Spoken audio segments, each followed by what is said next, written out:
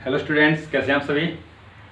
तो आज जो हमारा है नेक्स्ट जो टॉपिक है क्लास 10th के लिए लाइट वाला चैप्टर हम पढ़ रहे हैं। उसमें हमने रिफ्लेक्शन वाला पोर्शन पूरा कर लिया है। आज हम करेंगे रिफ्रैक्शन ऑफ लाइट।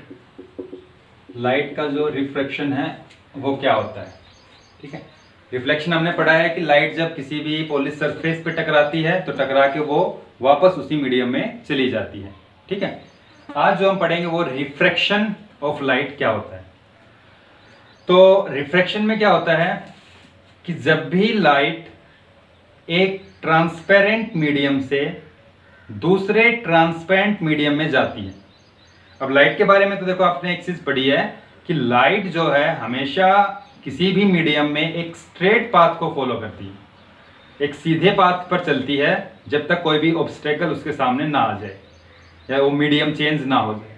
तो जब लाइट एक ट्रांसपेरेंट मीडियम से दूसरे ट्रांसपेरेंट मीडियम में जाएगी तो क्या होता है कि लाइट का जो पाथ है, लाइट सीधी चलनी थी लेकिन जैसे ही मीडियम चेंज हो गया तो लाइट क्या करेगी, अपने सीधे पाथ को छोड़कर थोड़ी बेंड हो जाएगी। तो बेंड जो होती है कब, जब उसका मीडियम चेंज होगा लाइट का। जैसे एयर में चल रही है, एयर से अगर वाटर में इंटर करती है तो वाटर दूसरा मीडियम है, एयर अलग मीडियम है। तो एयर से जब वाटर में इंटर करेगी तो लाइट जो है वो अपने पाथ से बेंड हो जाएगी। इसी तरीके से अगर मान लो वाटर में चल रही है, उसके बाद ग्लास में इंटर करती है तो ग्लास एक अलग मीडियम है, वाटर अलग मीडियम था, तो फिर लाइट फिर दोबारा बेंड होगी। तो लाइट जो है जब भी एक ट्रांसपेरेंट मीडियम से दूसरे ट्रांसपेरेंट मीडियम में इंटर करती है तो जब वो इंटर करेगी तो वहां पर जो लाइट है वो क्या हो जाएगी, बेंड हो जाती है। और ये जो बेंडिंग है लाइट की, that is called refraction of light. Clear? क्या है रिफ्रैक्शन ऑफ लाइट? देखो, तो रिफ्रैक्शन ऑफ लाइट क्या होता है। Refraction of light, it is the phenomena of bending of light when it travel from one transparent medium to another transparent medium। एक transparent medium से दूसरे ट्रांसपेरेंट मीडियम में जब लाइट इंटर करती है तो क्या हो जाती है, बेंड हो जाती है। और यही जो बेंडिंग है दैट इज कॉल्ड रिफ्रैक्शन। कैसे समझते हैं इसको, देखो। तो हमारे पास यहां पर जैसे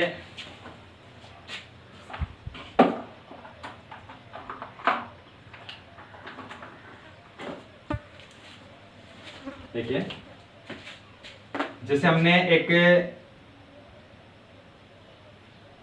ले लिया कोई ग्लास,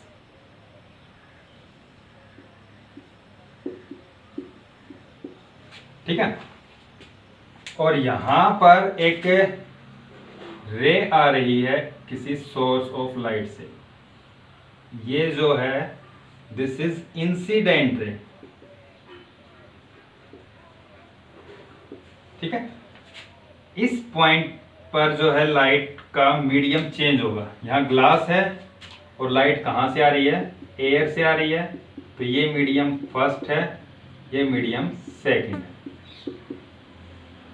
ओके, तो इस पॉइंट पर ग्लास के अंदर इंटर करेगी। हम यहाँ पर एक परपेंडिकुलर डाल देते हैं। जिस पॉइंट पर लाइट इंटर कर रही है ग्लास में, तो ये एक परपेंडिकुलर है और इस परपेंडिकुलर को हम क्या बोलते हैं, नॉर्मल। तो नॉर्मल और इंसिडेंट रे जो है, इन दोनों के बीच में एक एंगल बन रहा है, that angle is called angle of incidence. I से इसको हम लिखेंगे। ओके, तो लाइट अगर यहाँ पर ग्लास नहीं होता तो क्या करती, स्ट्रेट जाती। मतलब किस तरीके से, लाइट का जो पाथ है वो सीधा रहता। अगर लाइट यहाँ पर जो ग्लास नहीं होता तो ये लाइट बिल्कुल स्ट्रेट इस तरीके से जाती। कि लाइट की प्रॉपर्टी है कि वो हमेशा स्ट्रेट पाथ को फॉलो करती है। लेकिन ग्लास जब आ गया तो ग्लास अब आ गया यहाँ, तो लाइट जो है स्ट्रेट तो नहीं चलेगी। तो लाइट क्या करेगी, यहाँ पर लाइट सीधा ना जाने की बजाय लाइट थोड़ा सा इस पॉइंट से इधर हो जाती है। इस डायरेक्शन में चली जाती है इधर। ठीक है, तो ये जो है सीधा पाथ था, इस पर ना जाकर ये इस डायरेक्शन में चली गई। तो मतलब क्या है, यहां पर लाइट जो है वो अपने पाथ से क्या हो गई, बेंड हो गई है। यहां इस पॉइंट पर क्या हो गई, बेंड हो गई। तो ये जो रे है, दिस रे इज कॉल्ड रिफ्रैक्टेड रे। और नॉर्मल और रिफ्रैक्टेड के बीच में जो ये एंगल बनेगा, this angle is R, angle of refraction. ठीक है, तो यहां आप देख रहे हैं इस पॉइंट पे क्या हो गया, रे बेंड हो गई है। ठीक है, तो इस पॉइंट पे लाइट का क्या हो रहा है, रिफ्रैक्शन हो रहा है, बेंड हो रही है। तो ये जो फिनोमिना है, this phenomena is called refraction of light. अगर हम यहां पर सेकंड एक केस कंसिडर करें कि मान लो हमारे पास ग्लास है और इधर आपके पास एयर है। जो इंसिडेंट रे है, मान लो वो ग्लास में चल रही है इस तरीके से, ये इंसिडेंट रे है, इंसिडेंट रे इस पॉइंट से क्या होगा, रे बाहर निकलेगी, एयर में जाएगी। तो हम इस पॉइंट पर क्या डाल देते हैं, एक परपेंडिकुलर। ये नॉर्मल होगा, इन दोनों के बीच में एंगल जो बनेगा, this angle is I, angle of incidence, क्योंकि ये इंसिडेंट रे है, ये नॉर्मल है। तो यहां क्या होगा, वही इसको जाना था सीधा अपने पाथ पे, सीधा इस तरीके से इसको जाना था, अगर यहां पर ग्लास ही होता तो। लेकिन ग्लास नहीं है, एयर आ गई है, मतलब मीडियम दूसरा आ गया है। तो क्या करेगी रे जो है वो अपने सीधे पाथ पर ना जाकर रे इस डायरेक्शन में चली जाएगी, इधर। जो रिफ्रैक्टेड रे है वो सीधी ना जाकर इधर चली जाएगी, इस डायरेक्शन में। ठीक है, तो यहां पर जो है, अब यहां नॉर्मल और ये जो रे है, दिस इज रिफ्रैक्टेड रे। तो यहां जो एंगल बन रहा है, दिस एंगल नॉर्मल और रिफ्रैक्टेड रे के बीच में, दिस एंगल इज आर। इन दोनों केसेस में क्या है, पहले में एयर से ग्लास में जा रही है, दूसरे में ग्लास से एयर में जा रही है। यहां देख रहे हैं तो यहां पर क्या दिखाई दे रहा है कि यहां जो आई एंगल है, ये एंगल आर से बड़ा है, यहां आई एंगल आर से छोटा है। यहां पर जो रे है, ये नॉर्मल की तरफ जैसे ही ग्लास में एंटर करेगी तो रे सीधी ना जाकर नॉर्मल की तरफ बेंड हो गई। तो यहां जो रे है बेंड हो रही है किसकी तरफ, टुवर्ड नॉर्मल। और यहां क्या हो रहा है, यहां रे जो है वो इस नॉर्मल से दूर हट रही है, रे अवे फ्रॉम नॉर्मल। कौन सी रे, रिफ्रैक्टेड रे। ठीक है, तो यहां पर हम लिख देंगे रिफ्रैक्टेड रे। तो ऐसा क्यों हो रहा है, यहां पर मीडियम तो दोनों वही है, पहले भी एयर ग्लास है, इसमें भी ग्लास और एयर है, लेकिन एयर से ग्लास में जाती है तब तो नॉर्मल की तरफ बेंड हो जाती है, और ग्लास से एयर में जाती है तब नॉर्मल से दूर होती है। ऐसा क्यों होता है, क्या वजह है, किस कारण से होता है। तो यहां पर जो है एक कॉन्सेप्ट आता है हमारे पास, किसका, कि ये जो है आपका दो मीडियम होते हैं, एक होता है ऑप्टिकल डेंसर मीडियम और एक होता है optical rarer medium. Optical density होती है, एक ऑप्टिकल आपके पास rarer medium. Optical denser, optical rarer medium से हम क्या समझते हैं, तो ऑप्टिकल डेंसर जो मीडियम होता है उसमें जो लाइट है वो चलती है स्लो, और रेरर में जो लाइट है वो ट्रेवल करती है फास्ट। ठीक है, क्योंकि डेंसर मीडियम की जो ऑप्टिकल डेंसिटी होती है वो ज्यादा होती है, जो एटम्स हैं क्लोजली पैक्ड होते हैं, तो वहां जो लाइट है उसको चलने में प्रॉब्लम होती है, वो धीरे धीरे चलती है।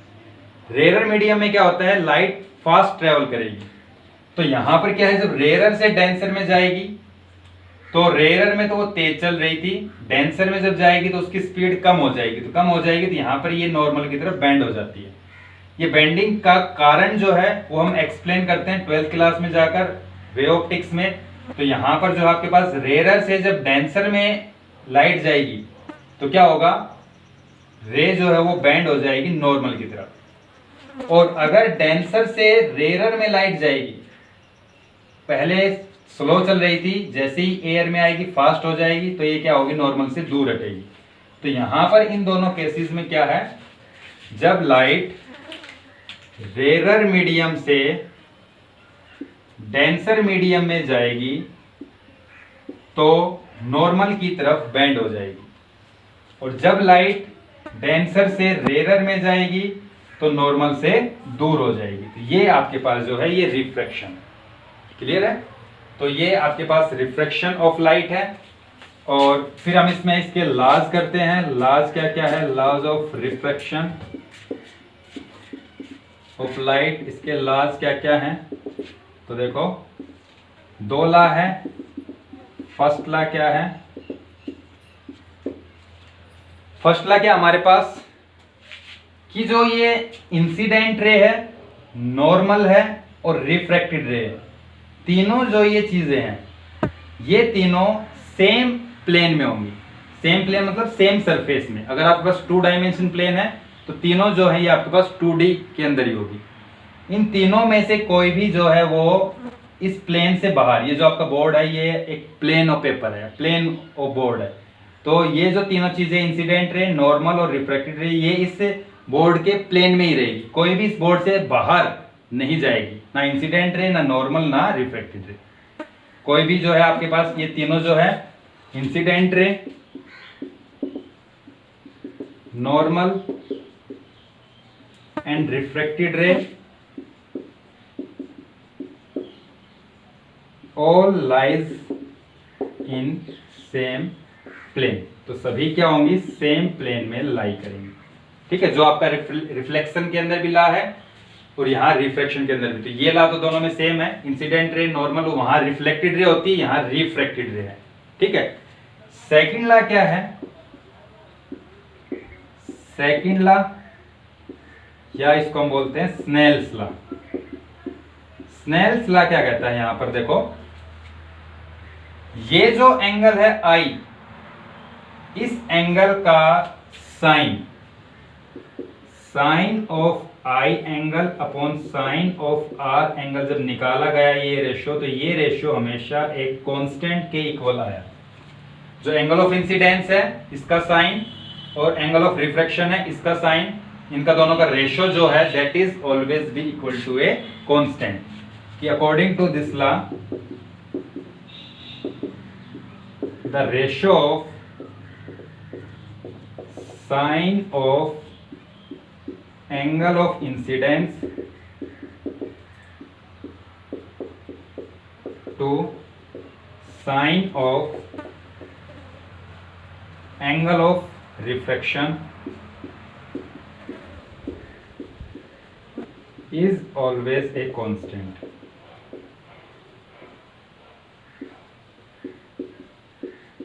मतलब यहां पर जो साइन आई है, साइन आई अपॉन में sine R, that is equal to a constant. ये जो रेशियो आएगा ये रेशियो हमेशा एक क्या रहेगा, कांस्टेंट रहेगा। ठीक है, और ये जो कांस्टेंट आता है, ये कांस्टेंट क्या आता है, इस कांस्टेंट को हम क्या बोलते हैं, तो यहां हमारे पास अगर हम अलग अलग एंगल लेके, जैसे मान लो हमने क्या किया, यहां पर अलग अलग एंगल लेके, जैसे ये आपकी इंसिडेंट रे है, इधर रिफ्लेक्टेड रे, ये एंगल I1 है, ये एंगल R1 है। कोई दूसरी रे ली हमने इस तरीके से, ये एंगल I2 है, और ये रे जो आपकी बेंड होगी, मान लो ये एंगल R2 है। तो अगर हम यहाँ रेशियो निकालते हैं sign I1 upon sine R1, ये रेशियो इक्वल आएगा sine I2 upon sine R2, और ये किसके इक्वल आएगा, एक कांस्टेंट के इक्वल आएगा। और जो कांस्टेंट है उस कांस्टेंट को हम क्या बोलते हैं, तो यहां पर या तो ये लिखते हैं हम, या sine I upon sine R is equal to n/1, या यहां पर हम इस तरीके से लिखेंगे। n/1 क्या है, जो n/1 यहां पर लिखा गया है ये कांस्टेंट है, और इस कांस्टेंट को हम क्या बोलेंगे, ये जो आपके पास n/1 है इसको हम क्या बोलेंगे, तो यहां पर लिख देता हूं मैं, n/1 जो है, n/1 is called refractive index of second medium with respect to first medium. ठीक है, तो n/1 जो है इसको हम क्या बोलेंगे, refractive index of second medium with respect to first medium. तो यहां पर जो आपके पास sine I upon sine R है, sine I upon sine R, this is equal to n/1, और n/1 को क्या नाम बोला हमने, refractive index of second medium with respect to first medium. अब रिफ्रैक्टिव इंडेक्स क्या होता है, ये एक इंपॉर्टेंट टर्म है जो हम आगे डिस्कस करने वाले हैं। तो अगर ये आपके पास फर्स्ट जो केस है इसके अंदर जो हम रेशियो निकालेंगे sine I upon sine R का, तो किसके बराबर आ जाएगा, n/1 के बराबर।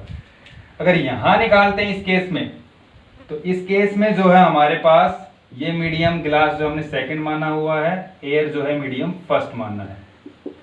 तो यहां लाइट फर्स्ट से सेकंड में जा रही है, यहां सेकंड से फर्स्ट में जा रही है। तो यहां यदि रेशियो निकालते हो आप, sine I upon sine R का जो रेशियो है that is equal to n/1, और n/1 को हम क्या बोलेंगे, refractive index of first medium with respect to second medium.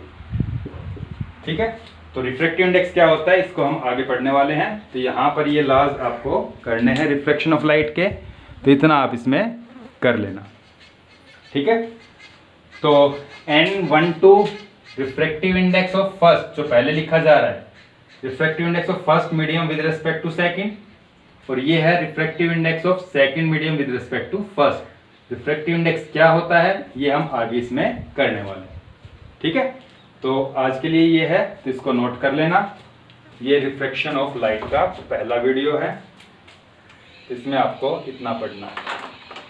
तो रिफ्रैक्शन क्या होता है, जो बेंडिंग ऑफ लाइट है एक मीडियम से दूसरे मीडियम में जब लाइट जाती है, लॉज क्या क्या है, तीनों जो है incident ray, normal and reflected ray, तीनों जो है सेम प्लेन में लाई करेंगी, और angle of sine I upon sine R जो है वो किसके इक्वल आएगा, एक कांस्टेंट के इक्वल आएगा। और कांस्टेंट को हम क्या बोलते हैं यहाँ पे, refractive index of second medium with respect to first. अगर लाइट कौन से मीडियम से कौन से मीडियम में जा रही है, फर्स्ट मीडियम से सेकंड में, और अगर लाइट सेकंड मीडियम से फर्स्ट में जाएगी तो क्या लिखेंगे हम यहाँ पर, refractive index of first medium with respect to second. तो ये आपको इसमें इतना करना है। ठीक है, तो ये नोट कर लेना इसको।